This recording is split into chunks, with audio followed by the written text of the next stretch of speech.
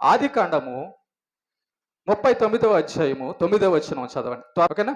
నీవు అతని భార్య అయినందున ఆ, నిన్ను తప్ప మరి దేనిని నాకు అప్పగింపబడి ఉండలేదు. ఆ, కాబట్టి నేనెట్లు ఇంత ఘోరమైన దుష్కార్యం చేసి ఆ. దేవునికి విరోధంగా పాపం కట్టుకొందునని తన యజమాని భార్యతో అనెను. చూసారా? దేవుడి గురించి యోసేపు కలిగిన అవగాహన, యోసేపు చెబుతున్న మాట ఏంటంటే, యోసేపుకి ఒక స్త్రీతో వ్యభిచారం చేసేటటువంటి అవకాశం వచ్చింది.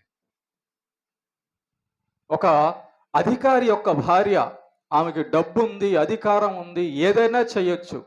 ఆమె మాట వింటే అసలు ఇబ్బంది ఏమి ఉండదు. కానీ యోసేపు అక్కడ ఏం చేస్తున్నాడో తెలుసా? ఏమంటున్నాడంటే, నేను ఎట్లు ఇంత ఘోరమైన దుష్కారము చేసి దేవునికి విరోధముగా పాపము కట్టుకొందును. దేవుడి గురించి యోసేపు కలిగిన అవగాహన, యోసేపు చెబుతున్న మాట ఏంటంటే, దేవునికి విరోధంగా నేను ఎట్లా పాపం చేయగలను అంటున్నాడు.